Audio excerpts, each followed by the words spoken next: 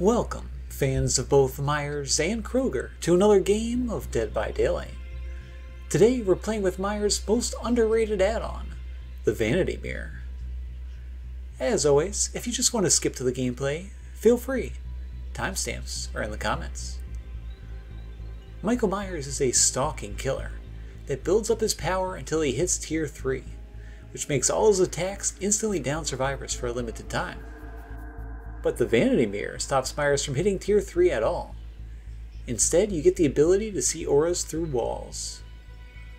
Now, most people overlook the Vanity Mirror in favor of the much more well-known Scratched Mirror.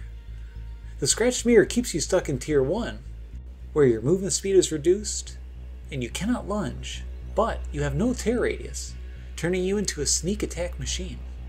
But in reality, the Scratched Mirror is a gimmick, where while uncoordinated teams can get blown out in indoor maps, outdoor maps or against good teams, you'll really struggle. The Vanity Mirror, however, lets you get stuck in Tier 2 instead, which is a normal movement speed killer with slightly reduced tear radius.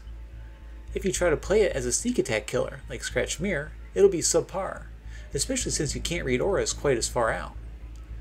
Instead, we're going to play the game as a basic M1 killer, but with the added advantage of always winning every mind game, which is far stronger at many loops than you might think.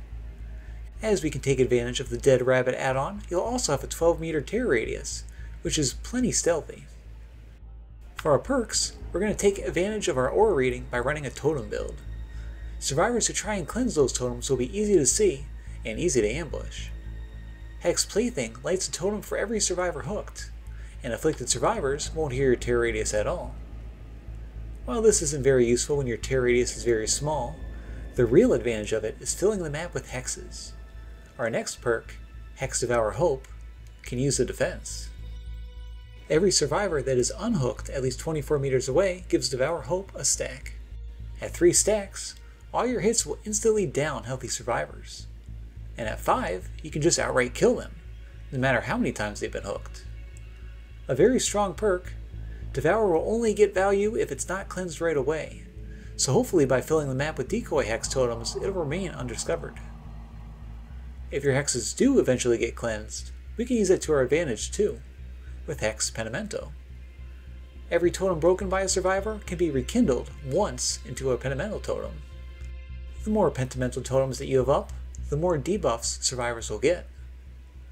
It's hard to keep many totems up, but thankfully Pentimento's most important power is the first one, decreasing generator repair speeds by a whopping 30% as long as you have at least one totem up. In addition to that, it takes 14 seconds to cleanse any kind of totem, so survivors who cleanse all 10 totems will have collectively wasted a massive amount of time doing so. And if they don't cleanse the totems, well, you can reap those advantages too. Our final perk is Corrupt Intervention. The 3 generators farthest from your spawning point are blocked for either 2 minutes or until a survivor is downed. While I'm not a huge fan of running this perk with hex totems, since survivors who can't do a gen will sometimes go looking for totems, the extra time it gives you at the start of a match by funneling survivors towards you is just too important on Michael Myers to pass up, since you still need to get out of that Tier 1 as fast as possible. A bonus note about our build is that it avoids all the up-and-coming perk nerfs that killers get, so this build will still be very solid even after the patch. But will it be solid enough to win this game? Well, one way to find out.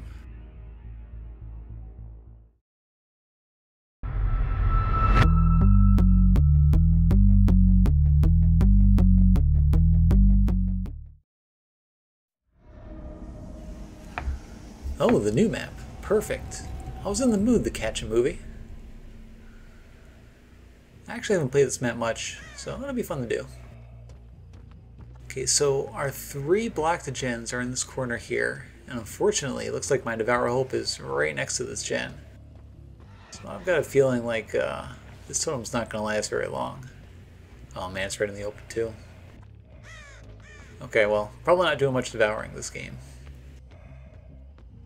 Okay, I'm not really seeing anybody nearby. My aura reading isn't online yet. I still need to get to tier 2.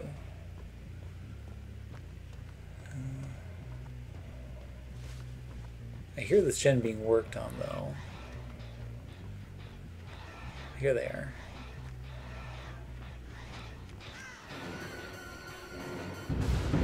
Oh, yeah, there's Devour. Yeah, that's the gamble with Devour. Either it gets cleansed right away, or it wins you the entire game by itself. But it doesn't matter. She's fed me enough, so I get the tier 2 here. And I can see that she's just running in a straight line. Ooh, oh, I almost got the grab there. Oh, what a shame. That's okay, I'll let her run off. I'm not going to chase after her because I specifically don't want to down somebody yet. I want my Corrupt Intervention to stay up a little longer. Okay, so they're run off to that main building. That main building is a fairly strong structure, but the rest of the map is out here in the open. So I'm just going to ignore the main building, mostly, and just focus on these generators down here. I think my best friend for this match is going to be more of a hit-and-run playstyle. Like this.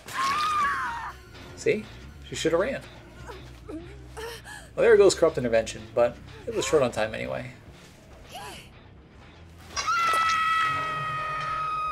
Okay, that's our first hook, and our first stack of Plaything. Or rather, our first Plaything totem. And that one's in the open too. This map kind of sucks for totems, doesn't it? Oh, well, you get that sometimes. That being said, we do want them to get cleansed. So I'm not going to worry too much about them.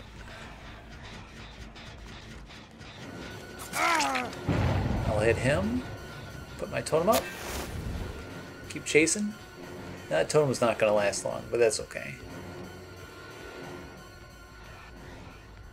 Okay. So my Vanity Mirror shows me that he's running in a straight line.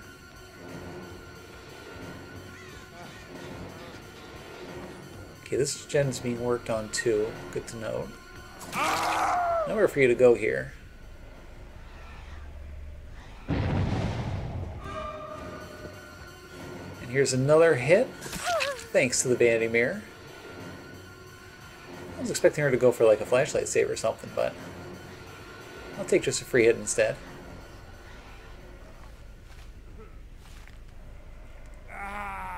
Okay, he's got Boil Over, which is going to make it a little tough to get to a hook. I think the spaceman's close enough though. Oh no, oh okay, so he's got the combo here. Where he's running Flip Flop, which converts his recovery progress on the ground into wiggle progress. And you add Boil Over, and so it's going to be hard to get him to a hook.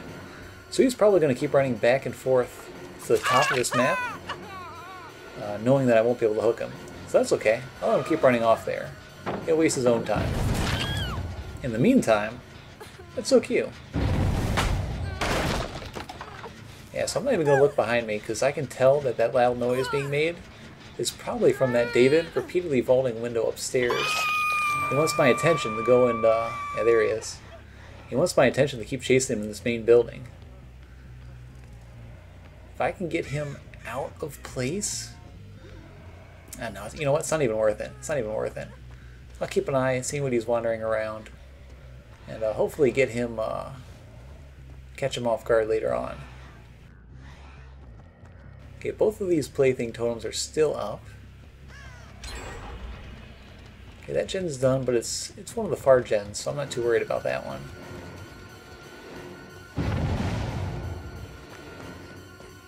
Let's hit here. And now you've got nowhere to go. I'll pretend to break it. Nah, she's too smart. Let's break it for real. Okay, there's nowhere for her to go, so I'm not too worried. Pick her up for hook number 3.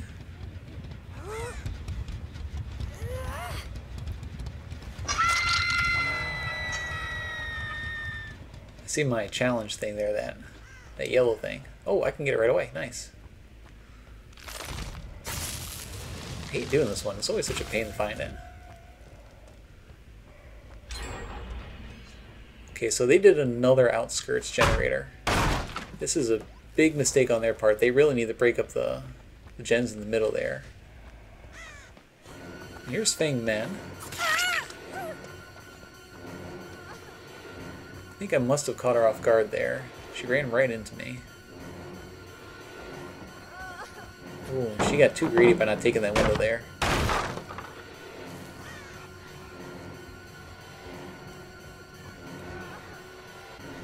Okay, you can see she's not playing the structure, she's just running.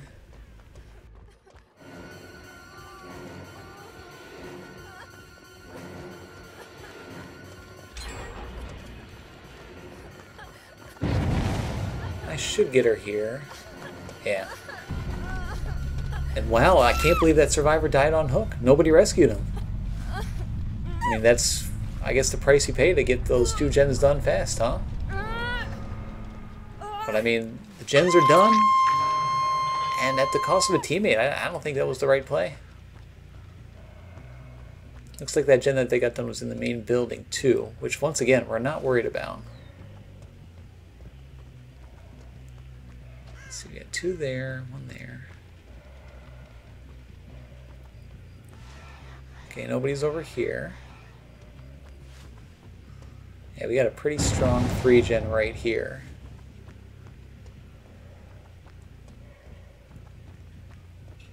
And she's using that that for the people perk to do an instant heal. But I don't know if that's the best use of it right now. Well, maybe it is since she's hiding in this corner. Oh, that's David. Oh, okay, perfect. So David's going to be running straight to this main building here. That's his whole goal with his build. So I'm going to cut in a straight line and just cut him off. If we can down him right away, we can stop his build from even working. Yeah, good work. Ha! Ah. Anyone in here? Nope. Okay, giving him a chance. Okay, that one I did by mistake. Oh, you sit still? Buddy, come on. Okay, I should have plenty of time to get him to this hook.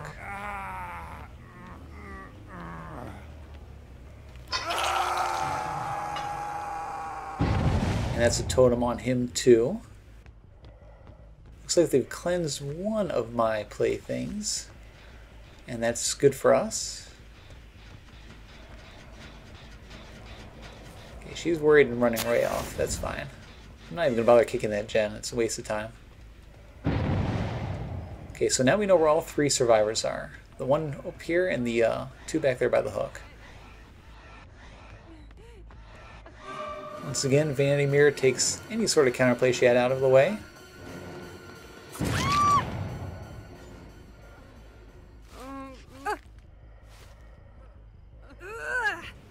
you on this hook all the way in the corner. Well, that was your first hook, huh? See now why she was so keen on using that for the people over and over again. Might as well kick this at this point.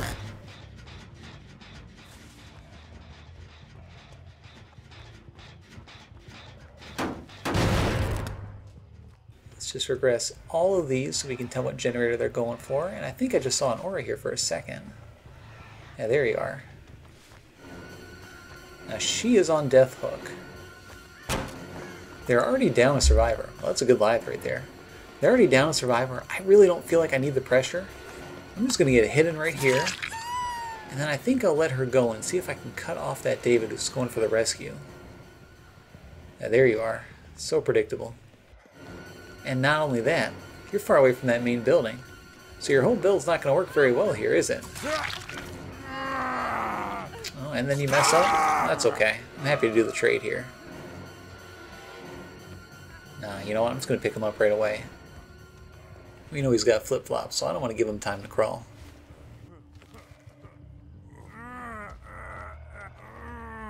Up you go.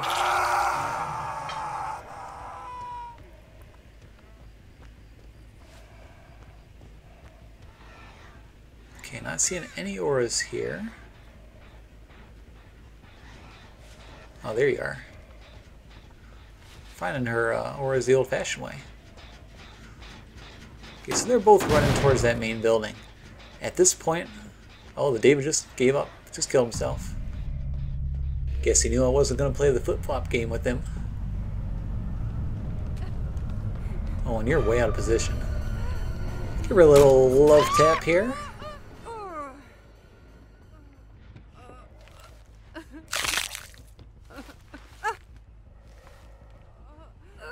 Alright, yeah, that hook's nearby. Let's put her up. Let's see if we can find that Feng Min with my Vanity Mirror. She's probably hiding in this building.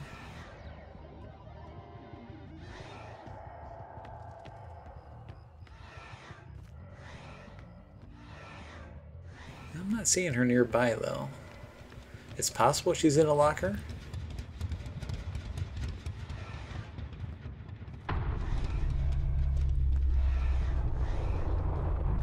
There she is, okay.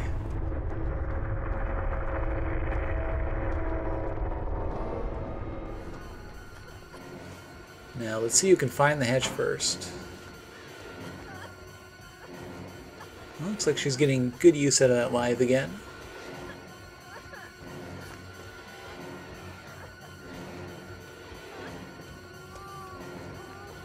Let's see if we can get her to drop this here. And she's just running.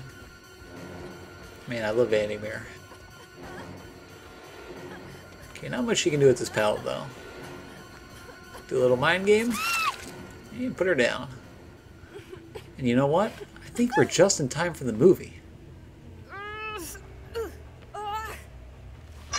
Oh boy.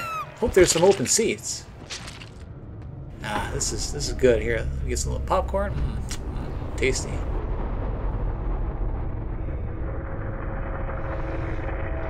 That's my favorite part.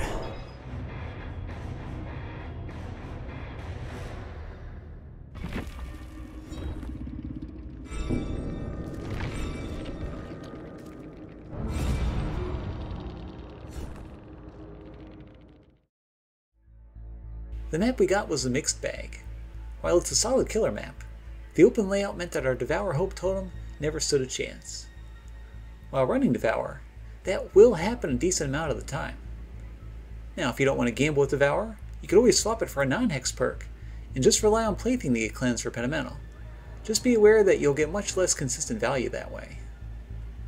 If you want to avoid Corrupt Intervention, funneling survivors into your totems, you could try running other slowdown perks instead, such as Scourge Hook Pain Resonance, or Chase perks, such as Rapid Brutality.